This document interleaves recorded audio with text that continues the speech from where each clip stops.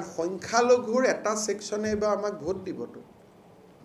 মা ভন্টি আৰু আনএমপ্লয়েড ইউথ এইখিনি এবাৰ আমাক ভাল কৰি ভোট দিব আপুনি সংখ্যালঘুৰ কথা কৈছে Assam is a model state where minorities has got complete justice. Can you think the last 2 years 600 students has been admitted into the medical colleges Muslim minority so much justice has not been given to anywhere in the country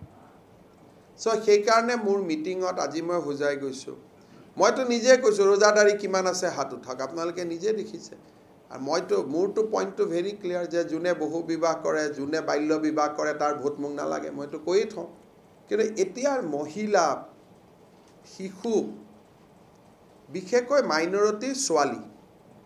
আৰু নিবনুৱা ডেকা লৰা এইটোতো বহুত ডাঙৰ vote এবাৰ আমি পাম সেইকাৰণে নগাঁও কৰিমগঞ্জ ইস্যু একদম আমি আৰামত পাম কিন্তু ধুবুৰীটো এইখিনি পালেও আমি ক্ৰছ কৰিব নোৱাৰো ধুবুৰী পাবৰ কাৰণে অলপ বেলেগ ধৰণৰ মানুহৰ ওচৰত যাব লাগিব সেইখিনি মই যাব খোজা নাই মহিলাই মোক ভোট দিয়ক মই ভাল পাম ছোৱালীয়ে মোক ভোট দিয়ক ভাল পাম নিবনুৱা যুৱকে ভোট দিয়ক কাৰণ তেওঁলোকৰ কাৰণে মই জাতি ধৰ্ম বৰ্ণ নিৰ্বিশেষে কাম কৰো কিন্তু কাজি এটাৰ ওচৰত কেনেকৈ ভোট বিচাৰি যাব নোৱাৰো কাৰণ তেওঁৰ লগতো মোৰ কম্প্ৰমাইজটো হ'ব নোৱাৰে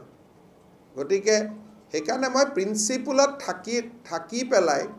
আমি ভোট বিচাৰিম ধুবুৰীটো আমাৰ ইমান ডিফাৰেন্ট যে আমি এটো গৈ পাব নোৱাৰো তো ফেজ আৰু হৈ গল আৰু এতিয়াতো মিয়াই নিজক মিয়া বুলিয়ে কৈ দিলে আৰু গৈ পেলাই কি লাভ আছে মোৰ কথাটো তেওঁলোকে মানিয়ে লয় দেখোন বস্তুখিনিতো এতিয়া মিলা মিছা হৈ গল ন এতিয়া হল এটাই যে বাচ্চাৰ বিয়া বন্ধ কৰক বহু বিবাহ বন্ধ কৰক বেছি বাচ্চা জন্ম দিয়াটো বন্ধ কৰক জেহাদি হ'ব নালাগে এতিয়াতো প্ৰিন্সিপলখিনি লেট ডাউন হৈ গল ন